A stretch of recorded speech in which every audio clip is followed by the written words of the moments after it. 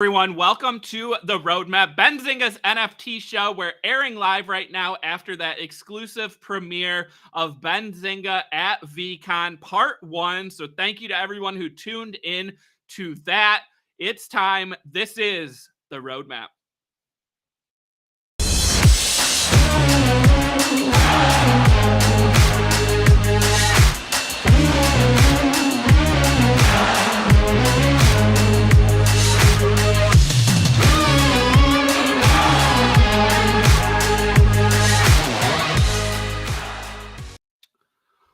All right, guys. Yeah, as I said, this is The Roadmap, Benzinga's NFT show. Before we get started with today's episode, want to give a shout out to our sponsor. Today's episode is sponsored by FTX US, one of the largest cryptocurrency exchanges in the world in terms of trading volume and daily users. The FTX app is used by over 6 million people to buy crypto and NFTs, no transaction or withdrawal fees. You can use your phone or computer, and the FTX US trading platform offers NFT trading on both the Ethereum and Solana blockchains with no gas fees. To find out more, click on the link in the description below and also pinned to the chat right now, and let FTX know that Benzinga sent you their way. So if you're looking to sign up for that app, there is that link. It's time to get started with today's show, and we're going to be recapping Veecon once again. We just played a exclusive interview video where we featured interviews with Avery Akineni from VaynerNFT, Keith Grossman from Time, Rob Petrozzo from Rally, and Betty from Deadfellaz. It's time to bring on my co-host today. We have producer Alyssa. Alyssa, what's up? Sound the sirens. The roadmap is live. The roadmap is live, and it's time to bring on Money Mitch, who went to Veecon with me and helped on that video. So, Mitch, what's going on, my brother? Let's go. Where the CyberCons at? Let's go. CyberCon shirt. I got my Deadfellaz bag over here. Shout out to the Deadfellaz team for hooking me up with that. That was really cool, right? We just premiered our video, part 1 of our Veecon interviews. And Mitch, we said before on the stream, I mean, we hustled while we were there, right? We sat through panels, we got pictures, we got videos, and we did 9 interviews with projects and NFT leaders. And you guys just saw 4 of them if you were able to tune into that interview. Let's start out here, right? So first was Avery Akineni from VaynerNFT. One of the big takeaways for me, as someone who's covered, stocks, crypto, NFTs, is kind of that transition into Web3 NFTs. And Avery came from DoubleClick, which was acquired by Google. She worked at Google and ran, some of the ad divisions. And now she's working for VaynerNFT. So, Alyssa, what do you think of that? That transition from Web 2 to Web3. The fact that she, transitioned from these advertising big tech companies, and now she's helping bring companies on board to NFTs. I think that's really cool. She's bringing her expertise to NFTs. And I don't know, she's like perfect for this. Yeah, didn't she seem so happy in that interview? Like, she's just so well spoken. She was awesome to talk to, and she's so passionate, right? You could hear it in her voice, those answers. She's ready. She's all in on NFTs and Vayner leading the charge. Mitch, Avery, what was some of your key takeaways from, hearing her sit down and talk to Benzinga about VaynerNFT and where the space is headed? Yeah, well, first things first. I mean, I think when you're thinking about this space, you're going to be dealing with a lot of kind of creative people, business side entrepreneur people, and the truth is there's a mix there, right? I think that's important to lead, right? Because then you have to deal with some top executives when you're going to be dealing with this space. And so you got to know how to surround yourself with those top executives. I think her experience speaks for itself there. And then another thing is the creative side, right? You have to kind of be also creative in this space. Maybe you're not an actual creator, but that doesn't mean that you're not going to be creative in this space. I like how she has, she has herself a little bit of swag out there on Twitter. This is her PFP, and Yeah, I look at mean, that. She's a buyer. She's a holder. She yeah. said that she owns a ton of NFTs. So Definitely. And I think with that being said, you're actually getting somebody that's into the space, likes this space, understands space, but also has the expertise to continue rising the value that you're getting here from Vayner. And I think that's the important part is, right, how we're going to continue the growth. I think that she's not only a good leader for the team, but also going to be leading in creativity and bringing some newer things to kind of Vayner and where Veecon can go. Because this was the first one, and I think like every first event, yeah, there's gonna be some there's some good things, there's gonna be some bad things, but I think that they're really gonna push it for event number 2. I think they're gonna learn from the first one, and if anything, her with Gary together, I think they're gonna put on a massive show for year 2. So who knows? Maybe you weren't able to go to year 1. It doesn't leave you out the window if you don't have a V friend right now to potentially going to the second Alyssa, you heard it. Year 2, you're coming with us. So just one. remember that. All right. Veecon 2023 or bust. Alyssa, we talk all the time on the roadmap, right, about these big companies getting into NFTs, right? It's not just artists, it's not just celebrities. We're seeing major corporations, publicly traded companies get NFTs. And Vayner is helping onboard those companies. So Pepsi, Budweiser, they did their NFT drops. They partnered with VaynerNFT, and Avery said that these companies need to start thinking about the next 30 years, not just the next 30 days.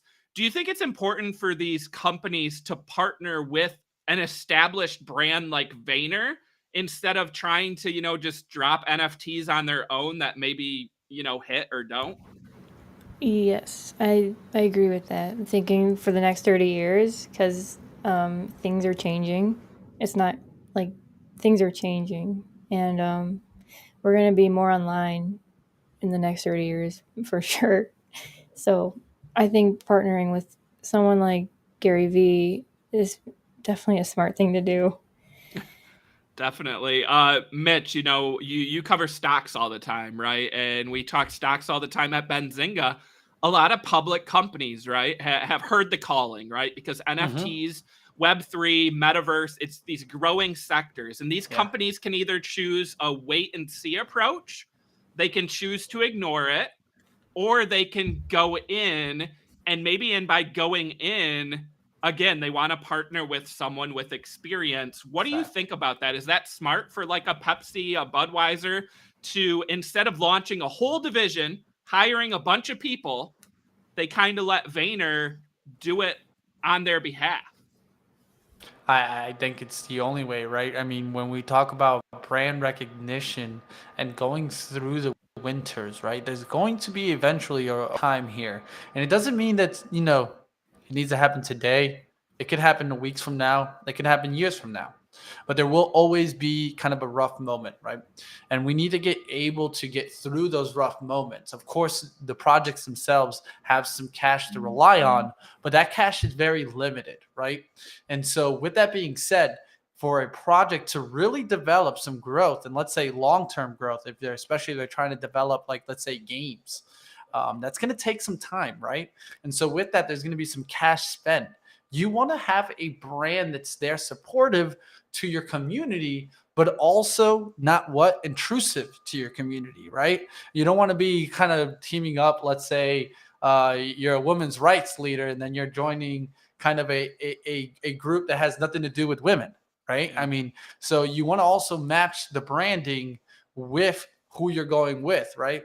And so in certain areas, especially if you're involved with maybe, let's say, artists, maybe you're involved with different kind of medias, and really, let's just be honest, that's where Vayner really kills it, right? Is when you're talking gaming, sports, you're talking anything that has to do with kind of really connected with the social, and that's another thing that they can help, right?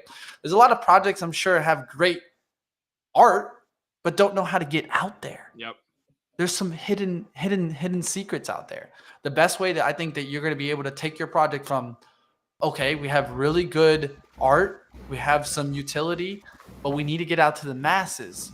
A lot of that is going to be teaming up with a team like Vayner, or it could be another team. Doesn't need to necessarily be them, but I can tell you one thing is they've been doing this for a while, and so we saw, she said like 30 something drops already Yeah, in about a year. So just get ready, because I think that, yeah, you could see the drops come down for a little bit, but in the long run, that 30 is probably going to 3x, I think. And so we'll see what happens. But definitely definitely. branding. Just think about So important. some of these, like, let's say, like, you know, you go into the apes themselves, the NFT themselves is a brand itself, Yep. not even like the collection. Yeah, Snoop And Dogg so wearing his ape hat, shirt. Mm-hmm. that's a whole brand itself. Yep. And so branding is going to be very vital in this next step in Web3. It's not only in the NFTs, but also in all Web3.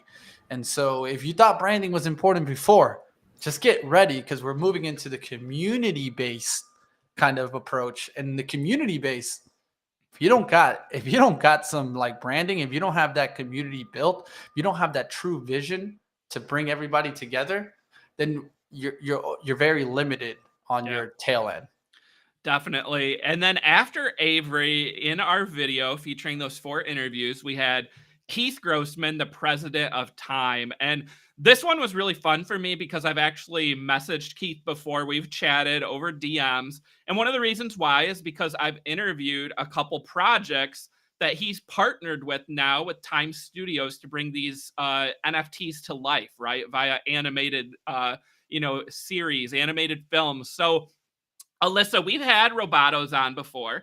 We've had Toy Boogers on before. I love those projects. I love the artwork. My kids, right, love Robotos. They love Toy Boogers. And Keith is helping bring those companies to life with this media deal. So Keith was able to kind of comment on the reasons why they partnered with them and how they're going to grow the media. Alyssa, what are you so excited for, as far as these NFTs go, Toy Boogers, Robotos, becoming animated series? Like, how is that going to help grow the overall NFT space and maybe bring more people from the outside? It's gonna air on TV, and these kids are gonna see it, and they're gonna grow up with it. And some kids will probably be obsessed with it. Not even kids, actually, adults. Yeah, Like, me. yeah, you have kids. I have a little brother, and he watches his shows. I'll sit down and watch it with him too. So if those are NFTs, I don't know. It's great. Yeah. Yeah, there's a whole other world that's going to be evolving soon, Mhm. and it's going to be like you've talked about it, Chris, is the kids growing up Yes. through this, right? Because I mean, there's one thing like just like us, right? Like we have some attachment to maybe some prior animations that we watched to when we were young.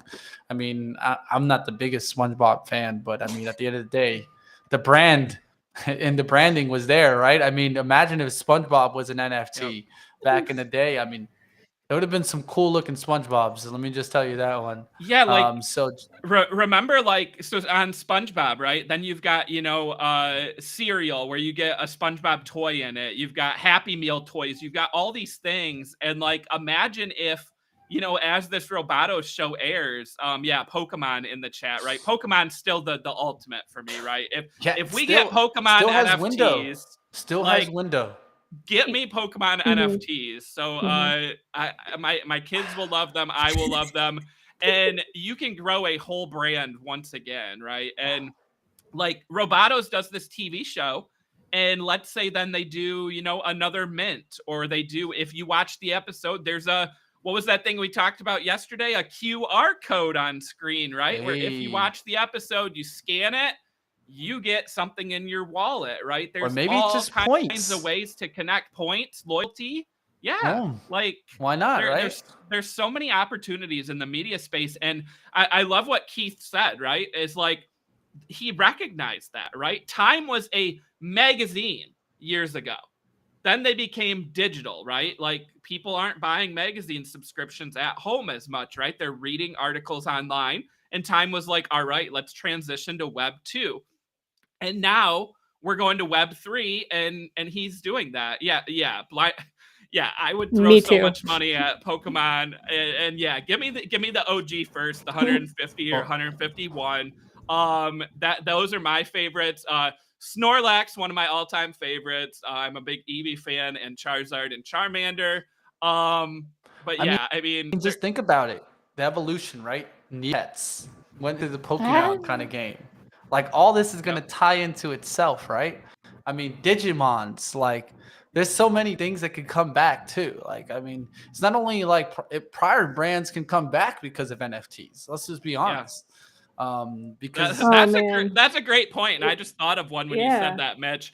Beanie Babies, right?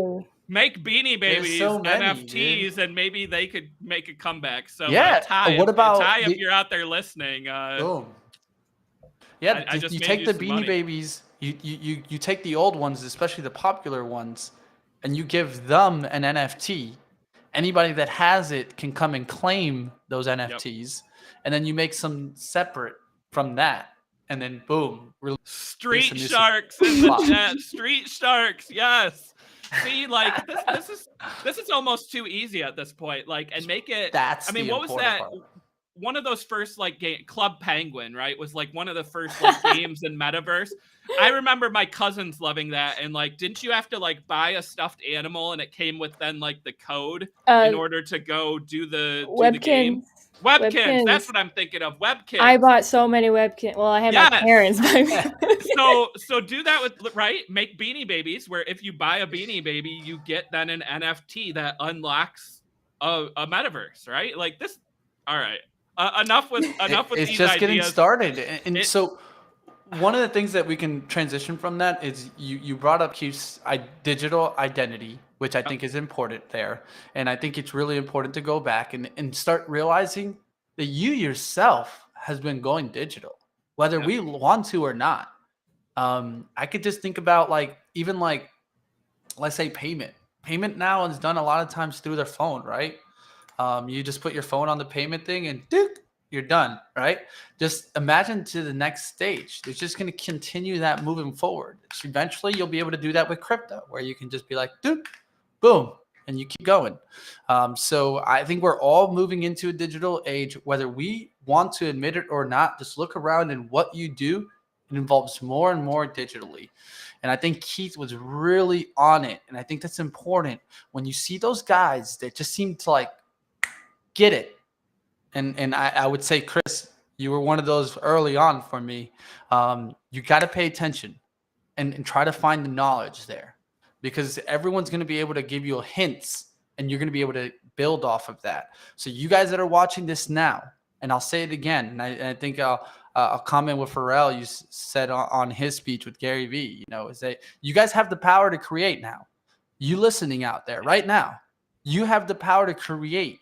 And yes, there could be some rough times in the NFTs, but that doesn't mean that you can't work on something right now, get ready for the next wave, and boom, be something completely else. A bunch of the speakers that we saw, Chris, I mean, we're pretty much nobodies. And not to say anything, but like, I mean, we're all pretty much nobodies until we get appreciated for our creation. And so you guys out there, it's inning 3. Let's get ready. Because you guys can create yourselves. And like we're talking about brandings like Pokemon and all that, you got a chance to do so yourself. I want to stick with that digital identity, right? That Mitch, you just hit like on the nose, and that was a big focus of Keith's interview. Alyssa, we had like Franklin on, right? Who owns a bunch of Bored Apes, and he will flip some, he'll sell some, but what's the one he won't sell, right? The gold for ape that is his profile picture on Twitter. And he has built an identity around it. There's also people who have built their identities around their crypto punks, right? It's their name, right? Like punk number, whatever. Yeah, there's Franklin's gold for ape. And he said he won't sell it, right? He's built a brand around it. Alyssa, what do you think of that? Like if you go all in on NFTs, you build the brand around your NFT, are you ever able to sell it, or like are you like absolutely then just like tied down? Can you build a brand up again if you ever sell it? I'm attached to mine. Okay, so like if I Yeah. had any others, like if I had an ape, I would never sell it probably, and Yeah. I would definitely build off of that. Yep. I And think like I know same with Alyssa mine. more for that icon than Yeah, her Fang Gang. Yeah.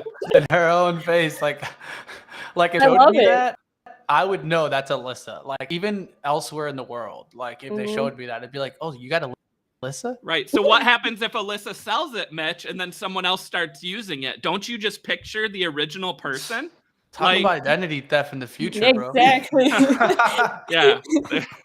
There it is. That's excellent point. I want to get to our next interview. So then, Mitch, this was one of my favorites. Rob Petrozzo, co-founder, Ellie, chief product officer, and again, I'm a little partial, right? Because I've been a Rally user for a year and a half or 2 years. I've bought shares of sports cards, sports memorabilia, a pair of Jordan shoes, Pokemon cards, graded video games.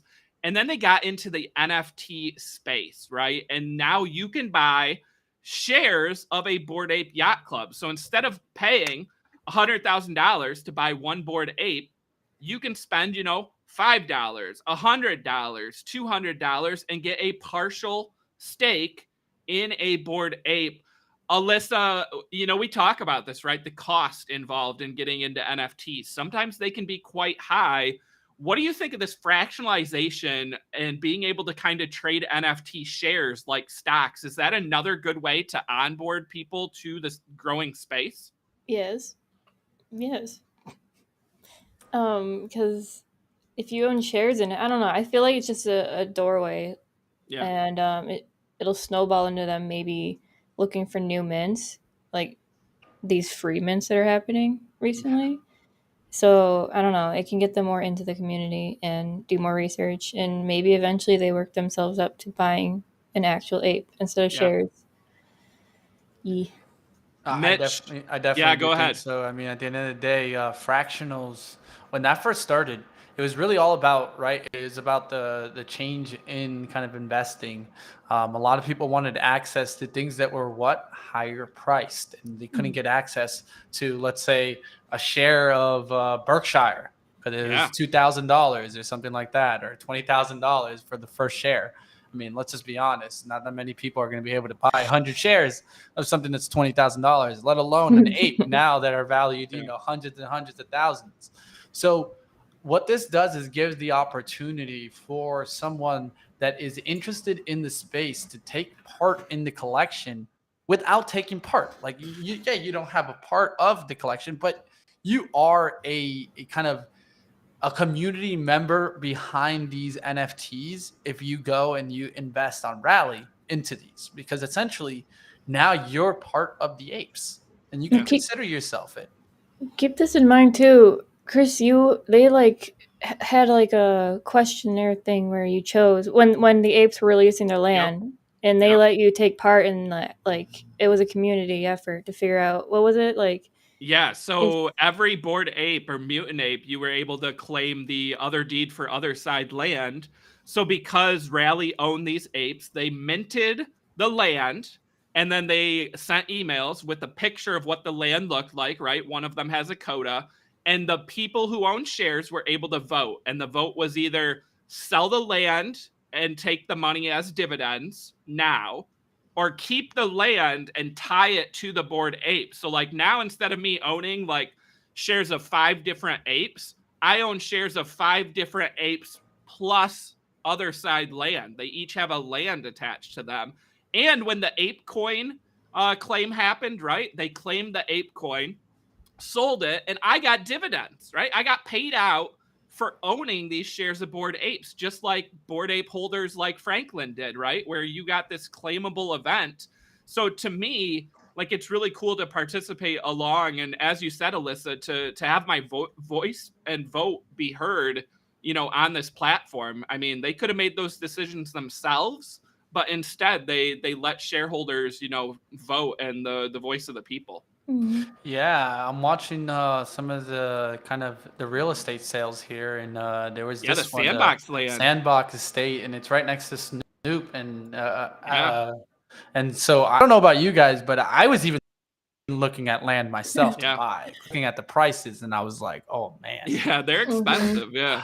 because I wanted to create an advertising need just in the metaverse. So the biggest Yep. thing with an advertising in the metaverse is that you're going to need real estate, right? That So people yeah, see. Yeah. yeah. I mean, just putting it out there. Maybe I couldn't get it done, but maybe someone out there could get that done. And I think there's literally going to be companies. All they do is just advertise in the digital metaverse. So who knows? You could still get access to at least these estate bundles. And man, these lands, you'd be surprised how much they kind of collect value. And like, let's say something next to Snoop's land, it's going to be valuable. And Sandbox Yeah. is fun. I don't know if you guys have ever played Sandbox, Yeah, but Sandbox is fun. And on that point, Mitch, Snoop has a partnership with Sandbox, right? So, like, it's not like you're just blindly buying land next to Snoop, who bought land just for the hell of it, right? He's invested and he's attached to the project. So I think he's going to keep growing and doing stuff with Sandbox, which makes that land next to him all that more valuable down the road, again, like just based on what he's done in the past. But like, I just love what Rally's done. And I mean, one of the first asset they ever added for NFTs to Rally was a CryptoPunk.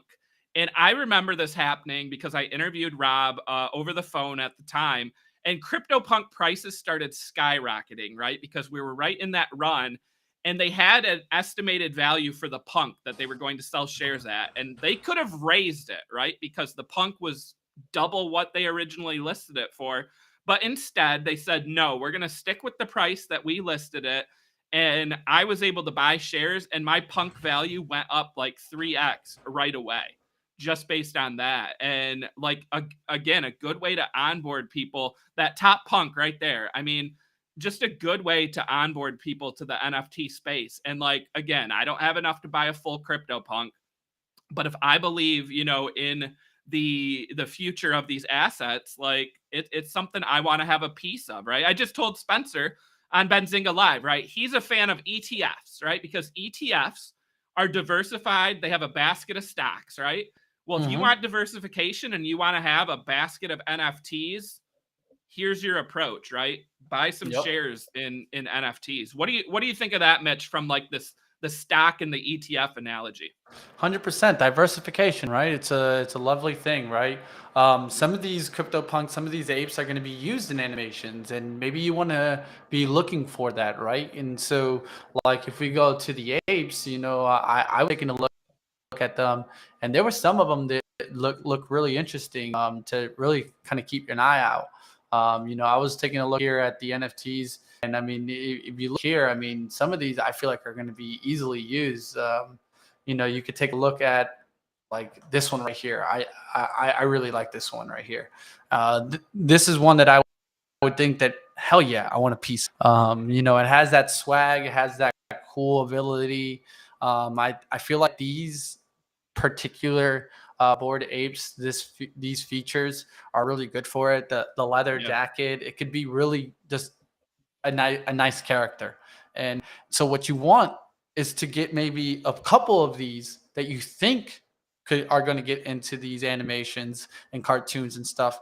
And that itself could bring you back value by diversifying some of the money into these versus just going after one, right? And then for some reason you got that one, but it's not being used, right? And so that's the big thing here is try to get diversification and getting into these, especially, there's one thing going after Bored Ape, but there's another thing going after, like, let's say some of the other ones that are going to be coming in, some doodles, some other ones that I see them have now that still have a chance to gain a lot of value. Yeah. Yeah. And on that note, I mean, Alyssa, we talk about that, right? Where like there's so many NFTs, there's so many that are, like on the blue chip line or close. And Rally has CryptoPunks, Bored Ape, Mutant Ape, Doodles, Cool Cats, the Sandbox, Azuki, some other ones coming too. Is that the approach here? Is to diversify, and instead of saying, okay, I'm going to buy a mutant ape or I'm going to buy 2 cool cats, why not both?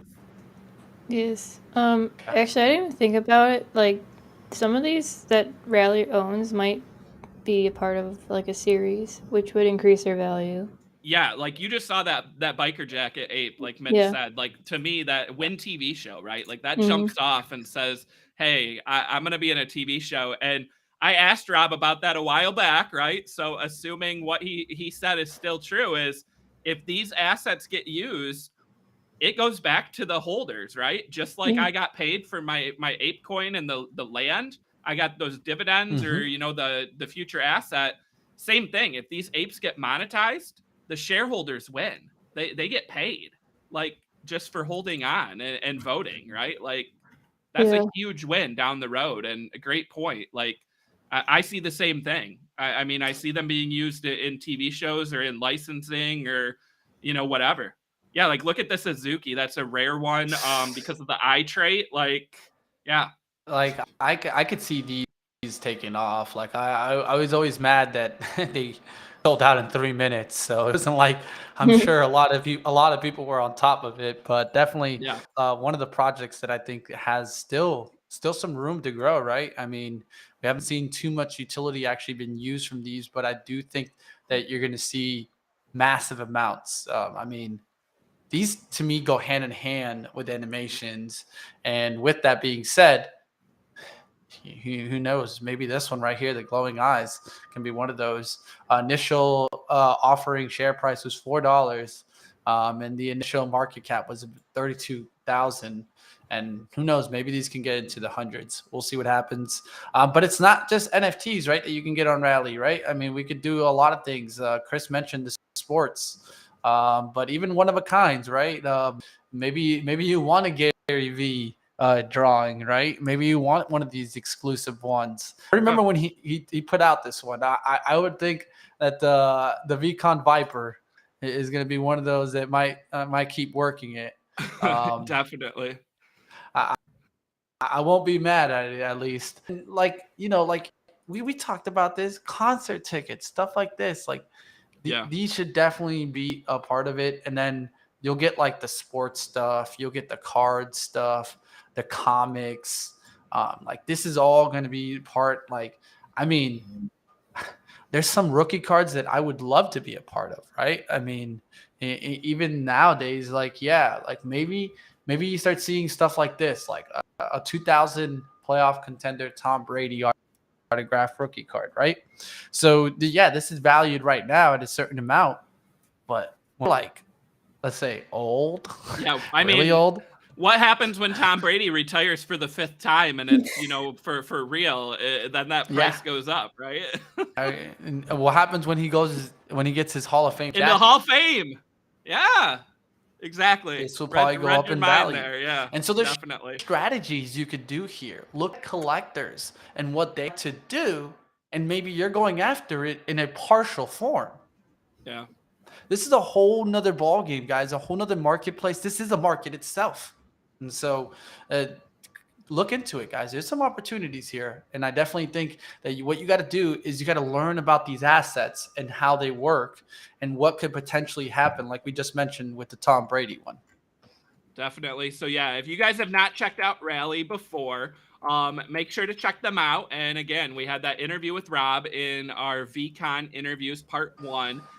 The last interview in this part 1 of the 4 was Betty from Deadfellaz. And I remember hearing that Deadfellaz was going to be there, and then I also heard, hey, Betty is doxing herself at Veecon for the first time ever. Alyssa, we've talked about Deadfellaz on the stream, right? Really cool artwork. They did Dead Friends too, the animal collection. Like, what do you think of that interview with Betty? Like, wasn't it just so cool to hear, how she got started with NFTs with her husband and kind of doing some of those traits that weren't represented in the space for females to start with? I love Betty. And I loved hearing what her past and like how she got into this, and doxing at VCon too. It makes you just that much more bullish on Deadfellaz. Yeah, definitely. Mitch, Deadfellaz, Betty, what were some of your takeaways from that interview with her and kind of seeing, I mean, at that they had this NFT land at Veecon, right, where they were like these interactive displays, and they had a really cool one for merch. And they also, I mean, remember the line of people waiting to see the throne that's in this picture that you could sit on at Veecon, and also people waiting in line to meet Betty? Like, there was quite a draw there. Yeah, I'll actually, I can actually show you guys it a little bit here. Yeah, it was something else, guys. Like I love the setup. Chair. You know, you had the full setup here, and it brought that Deadfellaz feel. Let's just say, definitely, you gotta. I mean, hey, if you got a chance to sit into the chair or take a shot in the chair with Betty, I'm sure you appreciated it. And it's awesome. I mean, look at that. Like it matched it. Now, one of my biggest things is trying to match the creator with the NFT. You guys will hear me say this often because I think it's so vital. It's how things are going to continue going. Like there's one thing, yeah, you can fool me, do a drop, come out, but yeah, after that drop, what's really going to take an NFT project to the next level, I think, is who runs it. Who really runs it, and when you match that and you can see the growth outlook, that this wasn't just a stage one kind of thing and then I'm done. This is a long-term project. That's why we talk about what? The roadmap, and that's why this show is called The Roadmap, baby. That's what it's all about, is knowing your roadmap, where you're heading to, and then actually getting there, right? Hitting those dates is so vital for this kind of space because that's what everyone's waiting for. They're like, okay, you're going to say you're going to do this by second quarter of 2022. Well, you better get it done, right? Yeah. And so when we can match that and we can see passion, leadership, confidence into the space, and I think that's what you get from Betty, is that she's confident in what she did, what she brought to the audience. Now she's really confident that she's going to be able to actually get through the roadmap. And the next step from there is that this is just part A. And you can see that in her mind. This is just part A, and there's still B, C, D to go. So, I mean, keep Deadfellaz on your radar, guys. You know, that's a great point, though. Like, the projects really make it with whoever's behind it. Yep. And when I saw Betty's face, I immediately was like, that's Deadfellaz. That's Betty. Like, that's her profile picture. That's everything. Like, she, like, resonates. Deadfellaz. Yeah. Like, this is her project. Yeah. The swag is there. Yes. Alyssa, on that note, right, we've interviewed founders of projects before, right, where it's kind of a mix, right? Some are doxed, some aren't doxed, but we talk about events too, right? We have Veecon, we have NFT NYC. If you're a team and you're not doxed, does that hurt you at some of those events where you can't do like the face-to-face, one-on-one connections? You can't take part in panels, right? Because you don't want to sit up on the stage and show your face. Like, does that hurt your brand a little bit moving forward down the road? Maybe, or it can make you even bigger because you could dress up. Yeah, see, that's what I was thinking. You could wear a mask, or you could hide behind a green screen or something. But you could get creative with it, which would probably bring more eyes to your project. Yeah, but I think, at least from my side of this, is that I want transparency in projects. I don't want to be having uncertainty. Uncertainty can bring value, but the biggest thing that I want to do is be happy with the founder and leader. And trust me, we'll be talking about 2 projects on part 2, just to give you guys a little preview moving forward. But don't miss part 2, because there's certain projects here that I'm like, yo, whatever this guy makes, line me up, because I'm buying it. And I think that's what matters. I think when we do this in stocks also, and just to relate it to stocks, because I'm a big stocks guy, is that sometimes there's very close times where we're like, buy the CEO, not the stock. And buying the CEO is just as important, because there are certain creators in here, they're just going to kick ass at whatever they do. And so, you guys can go back and forth on if you like Elon or not. At the end of the day, you might want to buy the CEO because he hasn't failed, right? Yeah, he And delivered. so that's what you're looking for. Success tracks. And it probably can be that maybe they weren't doing this exact thing. Like, we'll get into it with other designers and other people that were doing kind of animations before this. But those are the people that you might want to follow a little bit closer because they were already kicking ass. They just had no appreciation. Now they're being appreciated for their work. Yeah, and I'll say there's kind of a mixed bag out there, right, in the NFT world. Some people want transparency and they won't buy projects from anonymous teams, right? And that's their opinion, that's their right. Then you have people who don't really care, right? They'll buy based on the roadmap or what's being said. I sit somewhere in the middle, right, where I like when teams are doxxed, but I also will support teams if they're not, if there's enough other stuff to get me excited, right? So I'm in that middle ground. But speaking of, some of the stock connections here and like the roadmap and moving forward, one of the keys for me with Deadfellaz that we talked about with Betty is they signed a deal with United Talent Agency. So we've seen a couple NFT collections sign these deals, to grow their brand, right? To do, media, toys, collections, licensing, branding. So that was a key for me. Alyssa, again, we've talked about this, right? You've got, Pixel Vault, Bored Ape, World of Women, Deadfellaz, Cool Cat, some of these companies that have partnered and they're really trying to grow the brand. What do you think of Deadfellaz being one of those companies that has signed this talent agency deal to propel themselves forward? They deserve it. Like, you work hard enough, and I don't know, they deserve it. I want to see more from Deadfellaz. Yeah. Does it kind of go back to that conversation of like partnering with Vayner, right? So instead of trying to do it all on your own, if you partner with a talent agency that has the experience, has the connections, is that like the smarter play here, maybe for some of these bigger NFT collections that really want to grow fast and brand? Yeah. Yeah, I mean, if you don't know how to do it and you know other people who can help you and are willing, then go ahead. As long as, they're not going to screw you over. Right. But this I don't know, this community is very nice, helpful. Yeah. I think we just all want to grow each other at this point. Yeah. Mitch, what do you think of that? These talent agency deals, does that really propel a project from maybe like this line to this line because they were able to attract a big partner to grow their brand going forward? This is the battle here.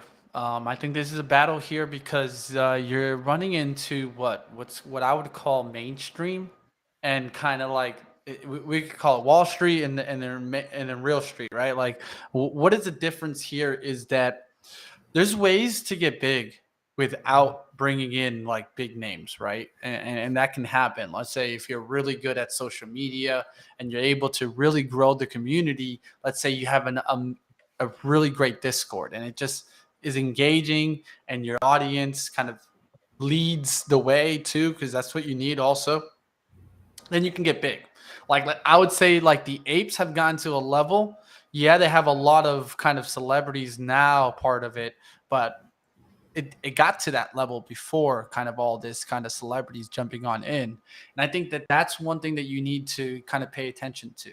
So if you do want to bring in these talent agencies, if you do want to bring in these kind of different kind of let's say money leaders into your project, the biggest thing is you want to want them to have connections that matter to you, right? Because if it's a connection with some random person that doesn't represent the brand, well, then it's not going to really be beneficial, right? So I think from there, you have to find things that match there. And if you can find a match, then it can work and it can be beneficial. But let's be real. There's definitely going to be like matches that don't make sense. Yeah. Like, oh, perfect one I'll give you in stock world this week. Kim Kardashian teamed up with Beyond Meat. Yeah. Let's just say I won't be buying Beyond Meat probably because Kim Kardashian, right? Yeah. But if Kim Kardashian was probably, representing, some of these cooler, like kind of female-led projects, Yeah. maybe that could be something that could really tick it off, right? And so I think you really need to match what it is and see if it matches the person, just like we talked about it with the CEOs. The branding needs to match also, kind of the hype that comes with it, with the celebrities that come joining on. Influencers are just as good, right? I think in this generation, and you guys out there, you guys can tell us in the chat, do you guys feel that influencers have just as much power as celebrities do nowadays? What do you guys think? What do you think, Chris?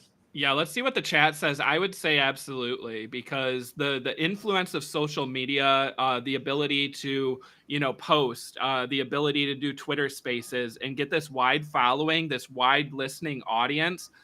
We have seen the floor prices of NFTs jump, or them get more attention, or them mint out because of an influencer being attached. And sometimes, come to find out, there was monetization, right? The influencer was paid. Sometimes it's just because they love the project, right? And back to your note about aligning and kind of the Kim Kardashian stuff, that's when I really liked Reese Witherspoon, right? She put out this tweet a while back, and it was like, hey guys, I'm new to NFTs, like who can get me started, or who can share what to do? And everyone started shilling her all these projects in the comments, right? And it was buy my ape derivative, whatever, buy this.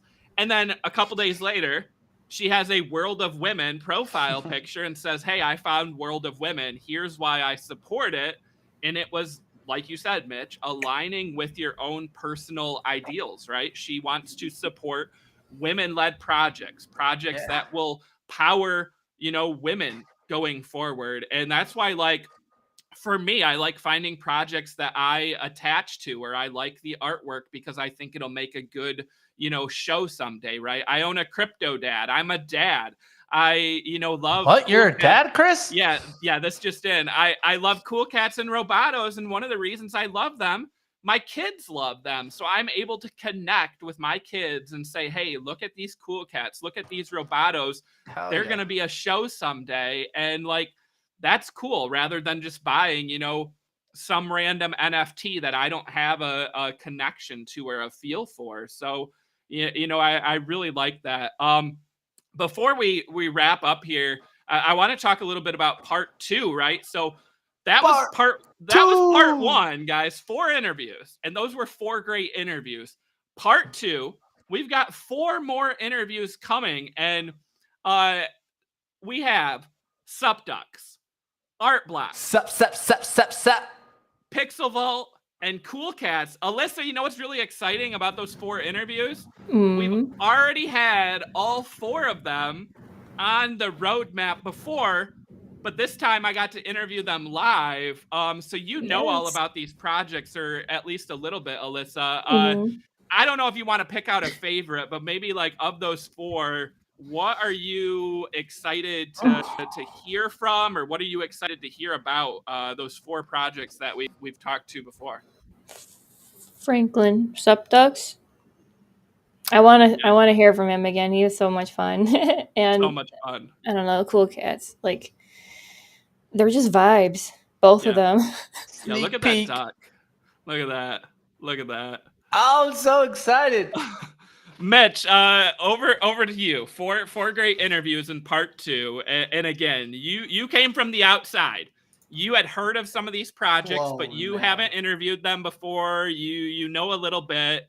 What gets you most excited about these 4 projects, or any of them, for part 2 of our video series here? I mean, when we get into, there's so much, guys. I think part 2 is almost one of those times that I really tell you might need to listen to this twice to get what you really need out of it. There's so many projects here that it's loaded. Part 2, I literally said, let's try to bring the projects into it. I know we included Betty and project in like the part 1, and so I wanted to include her in part 2 just because it's just that good. Guys, part 2 is we're going to be going into it with Cool Cats. I mean, Cool Cats has just so much utility that is bringing into it with animations. And this is the one that I really feel that is a brand that doesn't really even have to connect with adults. It could just kick off just with kids itself and take it to another level. I mean, we won't compare it, but there's that whole like kind of Hello Kitty connection there. Oh, And I it gets think that comparison a lot, Mitch. So I'm sure. I'm not the first one. I'm not the first one to think of that. Yeah. And so what does that do is that it creates that vibe, right? And I think that you're going to start seeing more and more. This is one of those projects that could lean more to the children, and who knows, children can be definitely 10 times the fans that we can be as adults, right? They got more time on their hands, right? They can watch more stuff, more content than we can. Let's just be honest. They can watch cartoons every day. More than likely we can't. Then we get into SupDucks, and I mean, the style of SupDucks is just to another level. And I think that it completely grasps the new generation. And I think the new generation is looking for things that are cool, hip, but at the same time different. And I think that's what SupDucks really gives you, is it gives you that different animation where it's not just like your standard animation, standard clean. It's even like this kind of like a adjusted look to it that has just cool vibes overall. I mean, if you take a look, when you're looking at these ducks, you'll see that it's not even like a full face, right? Like this is not even a full face. This is just like a mouth and eyes, right? I mean, at the end of the day, and that's the cool part of it, actually. I think that actually brings some different style to the animation that can give it a competitive advantage against other NFTs. Then when we start taking a look at art blocks, I mean, this is one that I was completely changed on. And I'm going to be honest here. At first, the art blocks, I like, I mean, we know where it gets compared to at first. It's like a squiggle, right? Like this doesn't really matter, right, into the world, till you find out what is actually behind, the technology behind. And then you'll be like, crap, man, I missed out on this. Yeah. Because this isn't going to stop. I really think at the end of the day, you guys will hear from Eric, but I mean, Eric just killed it out of the water with me in the fact that I was probably not looking at art blocks at all. And I got to be honest, but from this interview and from my understanding of even his panel that he had on, his panel was amazing. They talked about it, and it really just talked about how the change of kind of physical art going into digital art is such a move. And it's a move that can be done, and it doesn't need to be perfection. People think that, okay, so now you're bringing in kind of these algorithms, this art is going to be perfect. No, it still has some human element to it. And I think that was another side that really interested me. We'll talk more about that tomorrow. And of course, G-Funk. I mean, when we get into G-Funk, you guys already know the comics aren't going to stop, guys. It's going to take it to the next level. And I'm just looking forward to hearing the stories that come out of it. And we're going to be watching to see how these 4 projects really perform in the next year. I think all four of these are going to be kicking ass. And let's just say, I mean, I got to the point where these were the interviews that captured me the most. And some of these CEOs, you can just tell right off the bat that this is not the first thing they're doing, and more than likely won't be the last. Yeah, I really like talking to G-Funk, like you said. And again, Veecon, there was some exclusive announcements, and one of them came from G-Funk and the Pixel Vault team, where he announced that they partnered with Dana White. UFC fighters are going to be featured in comics, right? And then they also partnered with Major League Baseball. Alyssa, we had G-Funk on before, those Punks comics, like the artwork is amazing. The comic side of NFTs, like really cool. And now they're growing in the sports space. Like that's pretty exciting to see and hear from now with G-Funk. So I'm excited to share that too. But again, I mean, 4 projects we've already featured on the roadmap, but they have so much more to share. Like that's why it's so exciting. I know we had a great time at Veecon. Just kind of give you guys a little picture love here. You guys can see Oh Chris and no, what I does he got? What does he got? Oh, there's from the CyberCongs. CyberCons, baby, representing. CyberCong shirt. Shout out CyberCongs. We got some shirts, and we're looking forward to getting them on the roadmap soon for an interview. And You shout can out see to in the that. Mooner Bus team. I had that Mooner Bus shirt. Yeah, Look Mooner at Bus it. shirt in the picture there. You can see behind Mitch and I, there was a bunch of bananas on the ground. And guys, I'm pretty sure these were real bananas. Yeah, someone asked for one. And people kept asking for them. Can I get a banana? Can I get a banana like from the display? And like the team was like, no, like sorry, like it's part of the display. And like people love NFTs and they love having pieces of this stuff. So I mean, that was really cool. All right, guys, we're out of time here. This was a blast though. So if you are watching us live or listening to the podcast or watching us after and you weren't able to catch the part 1 interview, make sure let's find that link and make sure that you go back and watch that. 4 great interviews. Click the was link, so much guys, fun in the chat. Click on that link, and part 2 we will be airing tomorrow. And again, 4 great interviews. So anything else to add, Mitch or Alyssa, before we wrap here? Yeah, you know, one of the things is if you're one of those people that just kind of thought about NFTs, that, well, this is a scam, or there's like, this is nothing burgers, or there's no value here, just keep watching these videos and tell me what you guys think after part 3, if you guys feel that same way, and we can have a conversation. Because I mean, I think I've been on both sides of just trying to stay with it, right? I mean, you're going to always hear the noise, but take a look at it for yourself and see if there's an opportunity there for you. Definitely. Alyssa. Love you guys. Thank you for watching. Of course, Awesome. much love out there. Make sure you catch part 2, and we will be back the roadmap next week. And part 3, you guys definitely do not want to miss either. Coming up next, don't go anywhere. You got pre-market prep at the close with Spencer and Joel breaking down all the top news and movers for stocks and crypto today. So stay tuned, and we will catch you next time.